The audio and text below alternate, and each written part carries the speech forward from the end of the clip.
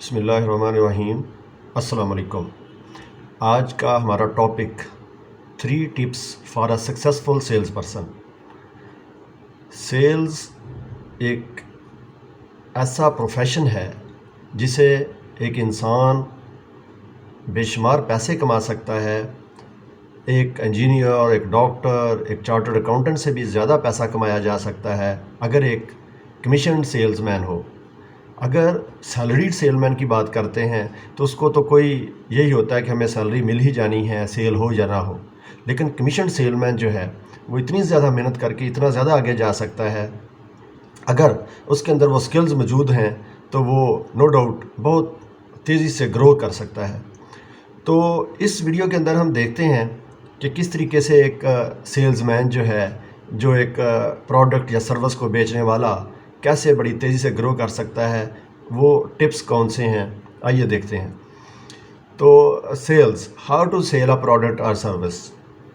جب بھی آپ مارکیٹ میں اپنے کسٹمر کو یا کنزیومر کو کوئی پروڈکٹ سیل کرنا چاہتے ہیں یا سروس سیل کرنا چاہتے ہیں تو اس کے لیے سب سے پہلی بات یہ ہوتی ہے کہ آپ کو 9 سننے پڑیں گے۔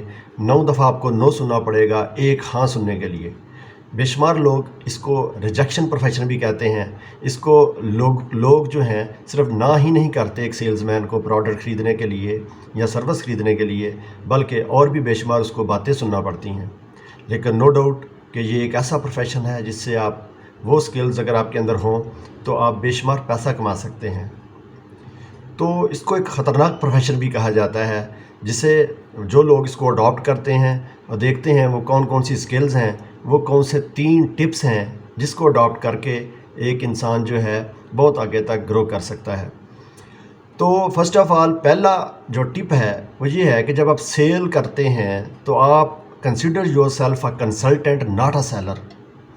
پہلی بات جو کہ بڑی اہم ہے کہ آپ اپنے آپ کو ایک کنسلٹنٹ کنسیڈر کریں جب آپ سیل کرنے جا رہے ہیں۔ جب آپ اپنی پروڈکٹ یا سروس کنزیومر کو سیل کرنے جا رہے ہیں تو آپ اپنے آپ کو ایک کنسلٹنٹ کنسیڈر کریں، نہ کہ سیلز مین۔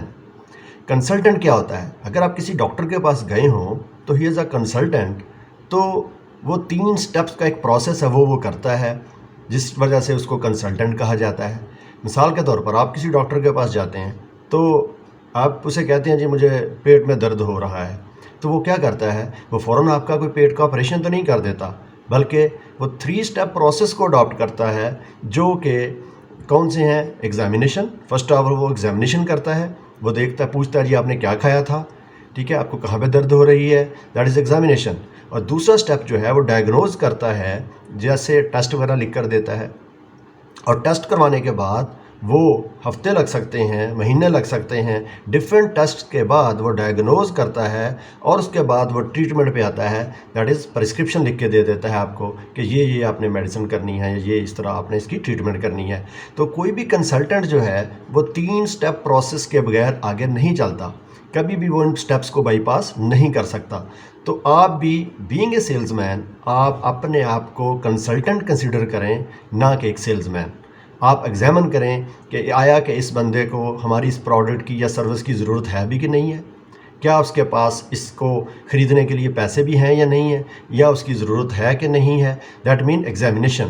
جب آپ ایگزامینیشن کریں گے اس کے بعد آپ اس کو ڈائگنوز کریں گے کہ اس کو کس لیول کی سروس کی ضرورت ہے یا کس لیول کی پروڈکٹ کی ضرورت ہے، پھر آپ اس کی ٹریٹمنٹ پہ آئیں گے، پھر آپ اس کو اس کی پروڈکٹ کا مشورہ دے سکتے ہیں۔ تو selling out of sequence kills the sales. اگر آپ ان سٹیپس کو، سیکوینس کو اوبے نہیں کر رہے، اس سیکوینس کے بغیر آپ سیلنگ کر رہے ہیں تو آپ سیل کو کل کر رہے ہیں، آپ سیل نہیں کر سکتے۔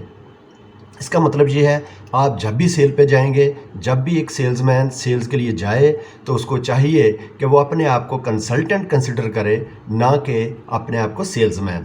جب کنسلٹنٹ کنسیڈر کرے گا تو شیورلی وہ وہاں پہ ایگزامن بھی کرے گا، وہاں پہ ڈائگنوز بھی کرے گا، اور اپنے وہاں پہ پھر اس کے بعد ٹریٹمنٹ کرے گا، یعنی سیل کر سکے گا۔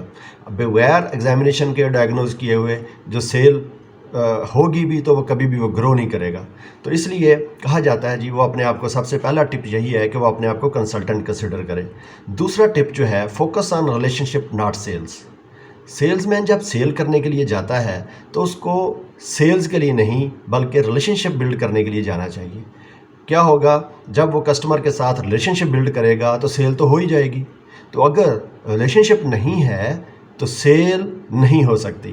تو اس کے لیے بہتر ہے کہ وہ دوسرا ٹپ جو ہے ایک سیلز مین کے لیے وہ فوکس کرے ریلیشن شپ بلڈ کرنے میں. تو ایک 3 اسٹیپ پروسیس ہے کس طریقے سے آپ ریلیشن شپ بلڈ کر سکتے ہیں. If you focus on sales you will lose or both. کہتا ہے اگر آپ صرف سیلز کو ہی فوکس کریں گے, جاتے ہی آپ کہیں جی یہ ہماری پروڈکٹ ہے, یہ ہماری سروس ہے, یہ لے لیں, آپ کو یہ بڑی اچھی ہے, ہماری کمپنی بہت اچھی ہے, ہم پچھلے 20 سالوں سے بڑی ٹاپ پوزیشن پہ جا رہے ہیں, ہمارے کمپیٹیٹر کوئی نہیں ہے, سو اینڈ سو. لیکن اگر آپ ڈائریکٹ ہی اپنی پروڈکٹ کو سیل کرنے چلے گئے ہیں, آپ نے ریلیشن شپ کسٹمر کے ساتھ بلڈ نہیں کیا, تو کیسے آپ سو سیل کر سکتے ہیں؟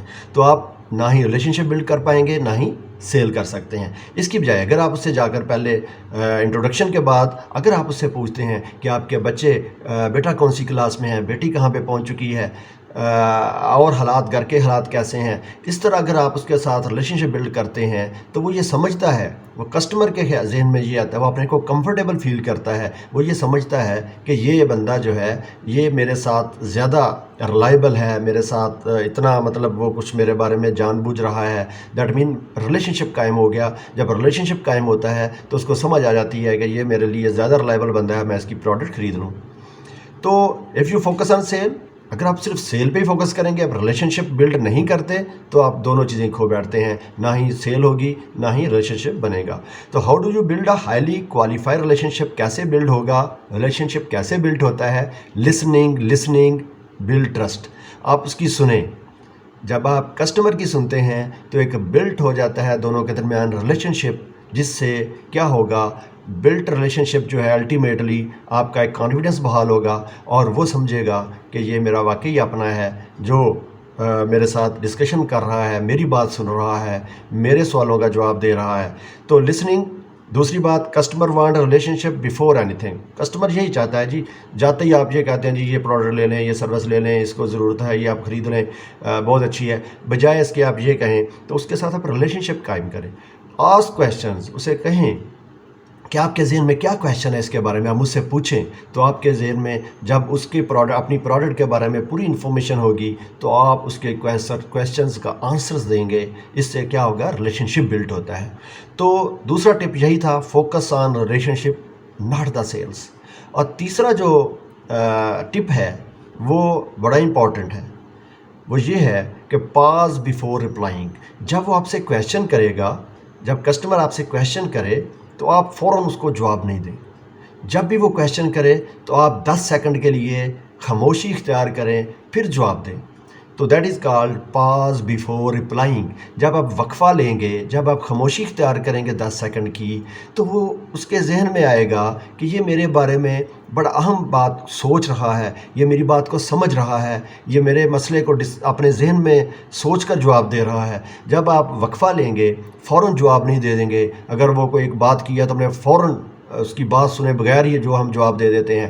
تو سننے کے بعد 10 سیکنڈ کا وقفہ لینا پاز بیفور رپلائنگ ہے. تو اس کے مائنڈ میں یہی آئے گا کہ یہ میری بات کو انڈرسٹینڈ کر رہا ہے اور اس کے بعد میرا جواب دے رہا ہے. تو آخر پہ یہ بڑی ہی اہم بات کہ selling take place with the words but buying take place in the silence. جب انسان چیزیں بیچتا ہے, سیلز مین کو اپنی پروڈکٹ بیچتا ہے, نو ڈاؤٹ اس کو اس کے بارے میں بتانا پڑتا ہے, لیکن جب بائنگ جب بندہ کر رہا ہوتا ہے تو وہ کچھ دیر خاموشی کی وجہ سے خریدتا ہے, شور میں نہیں خرید سکتا.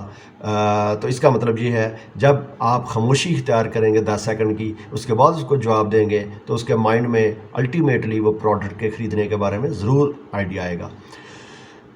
آئی ہوپ کہ آپ کو یہ ویڈیو پسند آئی ہوگی. Thank you very much. دوبارہ حاضر ہوں گے. اللہ حافظ.